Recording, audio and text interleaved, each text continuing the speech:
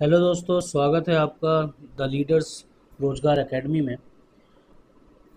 आज हम polity MCQ series का पार्ट 2 लाए हैं, जिसमें आपके एग्ज़ाम से जो डायरेक्ट क्वेश्चन जो पूछे जाते हैं उन क्वेश्चंस को हम लोग यहाँ पे हल करेंगे। इसके अलावा भी मैं आपको कुछ महत्वपूर्ण एक्स्ट्रा फैक्ट देता चलूँगा, जो आप पेन कॉपी लेकर बैठिए और शुरू हो जाइए। तो अब पहला क्वेश्चन हमारे सामने आ रहा है। वो पहला क्वेश्चन है, संविधान सभा का गठन किसके तहत हुआ था? तो संविधान सभा का गठन जो है वो 1946 में किया गया, और 1946 में इसका गठन जो था वो कैबिनेट मिशन के सिफारिशों के तहत किया गया था। कैबिनेट मिशन जो है वो तीन प्रमुख व्यक्तियों से मिलकर बनता है। तीन व्यक्ति हैं। पहला है लॉरेंस, पैथिक लॉरेंस। दूसरे व्यक्ति हैं अलेक्जेंडर, ठीक है, और तीसरे व्यक्ति हैं क्रिप्स। इन तीन व्यक्तियों से मिलकर बना था कैबिनेट मिशन, जिसे 1946 में भेजा गया था, और इस मिशन की सिफारिश पे ही हमारी संविधान सभा का गठन हुआ था। आगे बढ़ते हैं। संविधान सभा के कुल सदस्य प्रारंभ में कितने थे? तो संविधान सभा के कुल सदस्य कब पूछ रहा है? ये पूछ रहा है कि संविधान सभा के कुल सदस्य प्रारंभ में कितने थे। प्रारंभ मतलब विभाजन के पूर्व कितने थे। विभाजन पूर्व सदस्यों की संख्या पूछ रहा है, ठीक है। तो विभाजन के पूर्व 389 थे, और विभाजन हुआ 1947 में, और 1947 के बाद ये जो 389 सदस्य थे ये बदल के आ जाते हैं 299। मतलब भारत के पास 299 सदस्य बचे थे उस समय। आगे बढ़ते हैं। अब सवाल है, संविधान सभा के अस्थायी अध्यक्ष कौन थे? अस्थायी अध्यक्ष संविधान सभा ये बनाई गई, इसकी 9 दिसंबर 1946 को पहली बैठक करी गई, और इस पहली बैठक में एक व्यक्ति को अस्थायी अध्यक्ष बनाया गया था। वो अस्थायी अध्यक्ष जो थे वो डॉक्टर सच्चिदानंद सिन्हा थे। डॉक्टर सच्चिदानंद सिन्हा को आधुनिक बिहार का निर्माता भी कहा जाता है, ठीक है। अब हम आगे बढ़ते हैं। अब आगे अगला सवाल आता है, संविधान सभा के स्थायी अध्यक्ष कौन थे? जैसे अभी हमने देखा, डॉक्टर सच्चिदानंद सिन्हा जो थे वो अस्थायी अध्यक्ष थे। तो अस्थायी अध्यक्ष के बाद में क्या हुआ, जब बैठक हुई तो बैठक में अब स्थायी अध्यक्ष को चुना जाना था। तो जो अस्थायी अध्यक्ष के बाद स्थायी अध्यक्ष चुने गए वो थे डॉक्टर राजेंद्र प्रसाद। और हम जानते ही हैं डॉक्टर राजेंद्र प्रसाद आगे चलकर भारत के पहले राष्ट्रपति भी बनते हैं। अगला सवाल की तरफ बढ़ते हैं। तो हम देखते हैं प्रारूप समिति का गठन कब हुआ था। तो प्रारूप समिति, अब जो संविधान का निर्माण था वो संविधान सभा में बहुत सारी समितियां थी। संविधान में सभा में बहुत सारी समितियां बनाई गई थी, और उन समितियों में एक प्रमुख समिति थी, वो थी प्रारूप समिति। और प्रारूप समिति की अध्यक्षता जो थी वो डॉक्टर अंबेडकर कर रहे थे, ठीक है। और इस जो समिति थी, ये समिति का गठन कब हुआ था, अब ये सवाल है। तो 1947 किस तारीख को हुआ था? 1947 में ये समिति बनी थी, 29 अगस्त 1947 को। 29 अगस्त 1947 में ये समिति बनी थी। अब आगे बढ़ते हैं। अगला सवाल आता है हमारे सामने, प्रारूप समिति के अध्यक्ष कौन थे? जैसा कि मैंने अभी आपको बताया ही था, प्रारूप समिति के अध्यक्ष डॉक्टर अंबेडकर थे। तो हमारे सामने आंसर क्या आ गया? इसका आंसर है डॉक्टर अंबेडकर। आगे बढ़ते हैं। संविधान निर्माण में कुल कितना समय लगा? अगला सवाल है, संविधान निर्माण में कुल कितना समय लगा? तो संविधान एक दिन का तो काम था नहीं, तो इसमें बहुत सारी बैठकें हुई। तो अगर आपसे पूछ लेता है कि कितनी बैठकें हुई, तो 11 बैठकें हुई हैं, ठीक है। तो 11 बैठकों में 2 वर्ष 11 माह 18 दिन का समय लगा, और फाइनली 26 नवंबर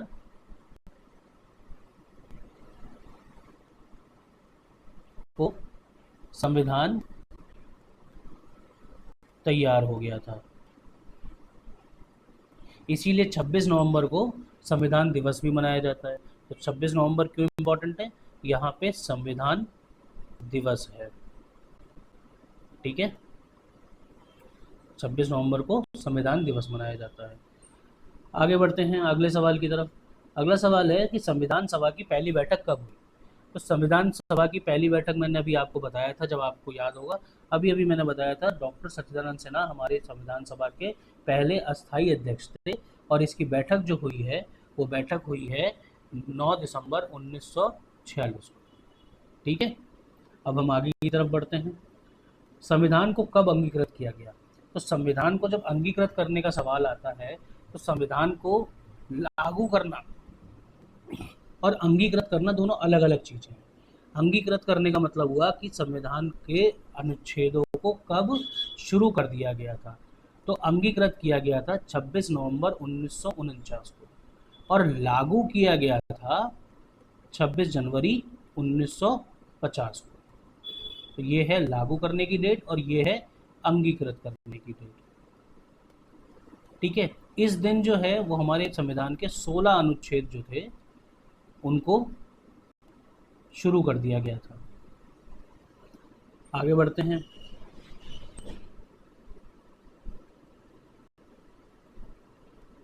प्रस्तावना में समाजवादी और धर्मनिरपेक्ष शब्द कब जोड़े। तो ये जो दो शब्द हैं प्रस्तावना में, हमारी प्रस्तावना में बहुत सारे शब्द हैं इंपॉर्टेंट, जैसे संप्रभुता संपन्न, लोकतांत्रिक, गणतंत्रात्मक। तो ऐसे ही दो शब्दों को और जोड़ा गया था जिनको कहते हैं समाजवादी और धर्मनिरपेक्ष। समाजवादी और धर्मनिरपेक्ष शब्द जो थे वो 42वें संविधान संशोधन से जोड़े गए, और 42वें संविधान संशोधन की सिफारिश जो थी वो स्वर्ण सिंह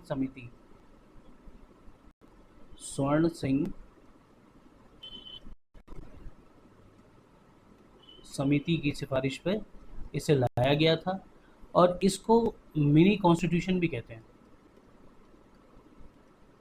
ठीक है, मिनी संविधान कहा जाता है क्योंकि इसमें बहुत सारे अनुच्छेद थे। अब ये किस दिन जोड़े गए, किस तारीख में जोड़े गए, तो ये है 1976 में जोड़े गए। अब अगला सवाल आता है, प्रस्तावना का स्रोत किस देश के संविधान से माना जाता है। तो भारत के संविधान में जो प्रस्तावना है वो अमेरिका के संविधान से ली गई है। ठीक है, आगे बढ़ते हैं। प्रस्तावना में हम भारत के लोगों का अर्थ क्या है। तो प्रस्तावना की शुरुआत ही होती है हम भारत के लोग। ये जो शब्दों का समूह है, ये जो वाक्य है, ये दिखाता है हमें कि संविधान निर्माण की शक्ति कहाँ से आई है। वो कहाँ से आई है, वो आई है जनता से, जिसके ऊपर किसी का शासन नहीं है। यानी ये वाक्य जनता की संप्रभुता को बताता है। क्या बताएगा ये, जनता की संप्रभुता। तो हम भारत के लोग मतलब वो शक्ति जिसने ये संविधान बनाने के लिए लोगों को अधिशेषित किया कि कौन सी किस शक्ति से ये संविधान बन रहा है, तो ये है जनता की संप्रभुता की शक्ति है। इसीलिए इस शब्द का मीनिंग, इस वाक्य का मीनिंग होता है जनता की संप्रभुता। अब अगला सवाल आता है, प्रस्तावना में समाजवादी शब्द का क्या अर्थ है।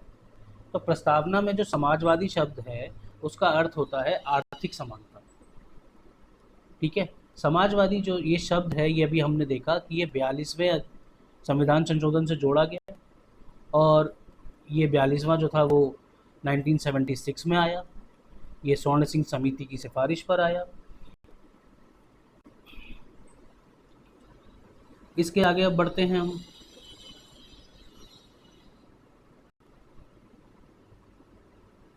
प्रस्तावना में धर्मनिरपेक्ष का अर्थ क्या होता है। तो प्रस्तावना में धर्मनिरपेक्ष का क्या अर्थ है।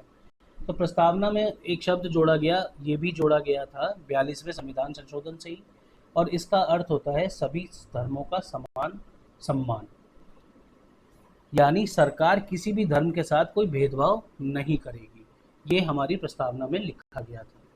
प्रस्तावना में गणराज्य का क्या अर्थ है।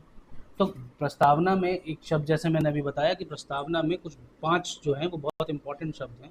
संपूर्ण, संप्रभु, संपन्न, समाजवादी, पंथ निरपेक्ष 3, और लोकतंत्रात्मक गणराज्य 5। ये 5 शब्द हैं जो बहुत इंपॉर्टेंट हैं, शुरुआती लाइन में लिखे गए हैं, जो कहती है हम भारत के लोग भारत को संपूर्ण, संप्रभुत्व संपन्न, समाजवादी, पंथ निरपेक्ष, लोकतंत्रात्मक गणराज्य बनाने के लिए। ये है पहली लाइन। तो गणराज्य का जो अर्थ होता है, गणराज्य का मीनिंग होता है कि जनता द्वारा चुना गया प्रमुख। ये है गणराज्य का मतलब। तो गणराज्य मेनली जो है वो तीन बातों से समझ में आना चाहिए आपको कि गणराज्य जो है वो तीन चीज़ों को अपने अंदर रखता है। पहली चीज़ है यही जनता द्वारा चुना गया प्रमुख। दूसरी बात होती है गणराज्य के अंदर वो है जनता की प्रभुसत्ता। जनता की प्रभुसत्ता मतलब जनता की ही सत्ता है। और तीसरी बात जो आती है इम्पोर्टेंट, वो आती है विशेषाधिकार वर्ग का ना होना। विशेषाधिकार मतलब कोई भी राजा महाराजा कानून से बड़ा नहीं है। विशेषाधिकार वर्ग का ना होना। ठीक है, ये है गणराज्य का मतलब हुआ।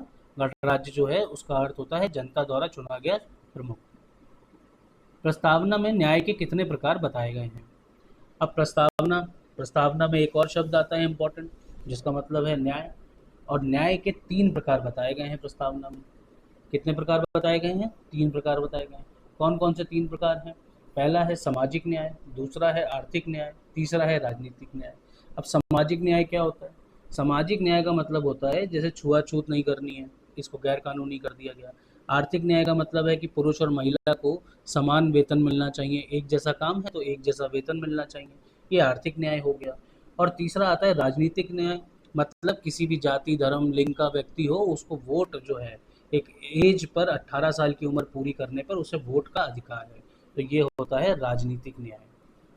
आगे बढ़ते हैं। प्रस्तावना में स्वतंत्रता किन किन से संबंधित है? तो प्रस्तावना में जो स्वतंत्रता शब्द है उसका भी एक महत्वपूर्ण योगदान है। तो प्रस्तावना की स्वतंत्रता जो है वो विचार की भी स्वतंत्रता है, अभिव्यक्ति की भी स्वतंत्रता है और विश्वास की भी स्वतंत्रता है। आगे बढ़ते हैं। तो इसका मतलब है, इसका आंसर क्या हो गया? इसका आंसर हो गया सभी। प्रस्तावना में समानता का क्या मतलब है? तो प्रस्तावना में अगर शब्द पूछा जाता है समानता का, तो समानता का मतलब होता है प्रस्तावना में अवसर की समानता।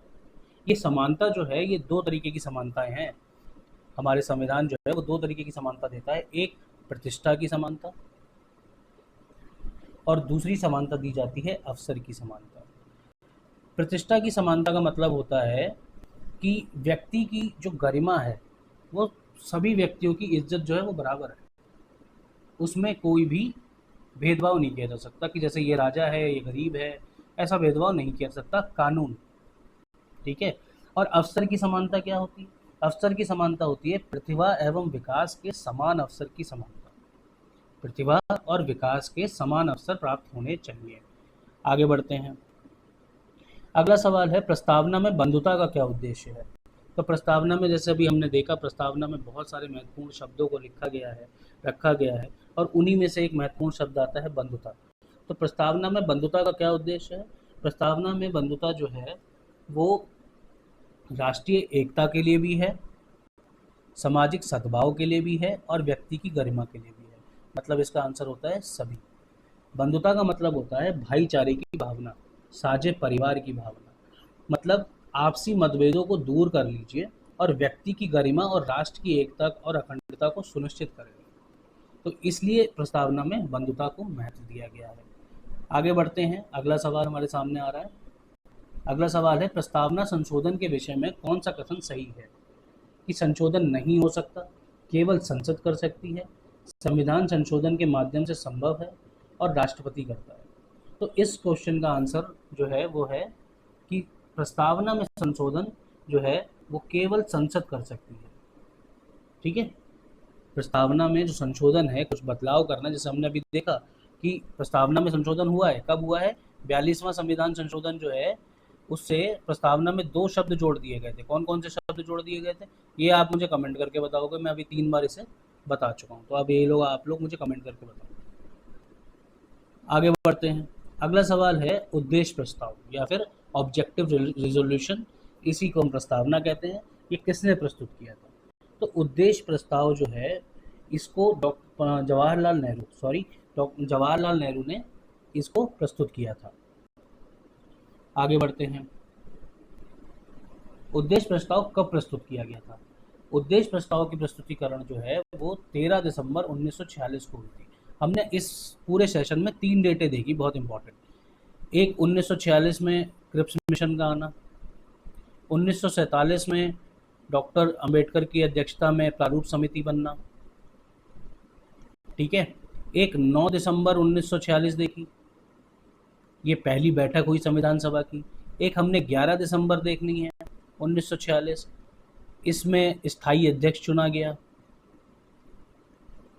ठीक है, स्थायी अध्यक्ष चुने गए। और वो कौन चुने गए वो भी मैंने बताया, डॉक्टर राजेंद्र प्रसाद चुने गए। और एक डेट आती है नई 13 दिसंबर 1946, ये डेट है जिस दिन उद्देश्य प्रस्ताव को जवाहरलाल नेहरू द्वारा प्रस्तुत किया गया था। आगे देखते हैं, प्रस्तावना में संप्रभु का क्या अर्थ होता है। प्रस्तावना में संप्रभु मतलब सॉवरेन, इसका अर्थ क्या है? इसका अर्थ होता है पूर्ण स्वतंत्रता। प्रस्तावना में संप्रभु का अर्थ है पूर्ण स्वतंत्रता। अब पूर्ण स्वतंत्रता क्या होती है? पूर्ण स्वतंत्रता ये है कि जो व्यक्ति है, जो भारत के नागरिक हैं, वो पूरी तरीके से स्वतंत्र हैं, वो किसी भी बाह्य शक्ति के अधीन नहीं है, ठीक है। तो क्या मतलब हुआ संप्रभु का? किसी भी बाहरी शक्ति, विदेशी ताकत के अधीन भारतीय नागरिक नहीं है। भारत के नागरिक अपने द्वारा बनाए गए कानूनों के अधीन हैं, और वो कानून भी हम ही ने बनाए, हमारे ही द्वारा बनाए हुए कानूनों के अधीन होना जो है वो है हमारी नियति, ना कि किसी विदेशी कानून के अधीन हम आ सकते हैं। आगे बढ़ते हैं, अगला सवाल है, निम्न में से कौन सा शब्द प्रस्तावना में नहीं है?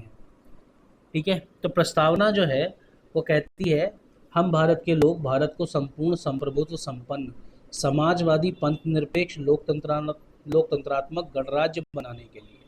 तो इसमें से कौन से शब्द नहीं आया?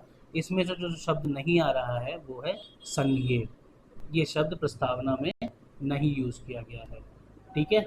अब ये हमारा लास्ट सवाल आ रहा है सामने, और ये सवाल कहता है प्रस्तावना को संविधान का हिस्सा किस मामले में माना गया है? तो कई सारे वाद हुए जिनमें प्रस्तावना संविधान का हिस्सा है या नहीं है। इस मामले को विचार जो है वो सुप्रीम कोर्ट में किया गया। इसी वादों की श्रृंखला में एक वाद आता है जिसका नाम है केशवानंद भारती वाद, और ये वाद जो है वो 1973 में आता है, और तब सुप्रीम कोर्ट ये ऑर्डर करता है कि प्रस्तावना संविधान का भाग है, ठीक है। मतलब प्रस्तावना में संसद द्वारा संशोधन किया जा सकता है। ये अभी अभी हमने एक सवाल के अंदर देखा भी था। तो आज के लिए बस इतना ही, मिलते हैं हम कल फिर से, और कल उम्मीद है कि मैं 2 लेक्चर्स जो है वो आपके सामने लाऊंगा। और जब तक के लिए आप लोग अपना तैयारी बनाए रखें, और चैनल को प्लीज़ सब्सक्राइब करें, लाइक करें, शेयर करें, ठीक है। धन्यवाद।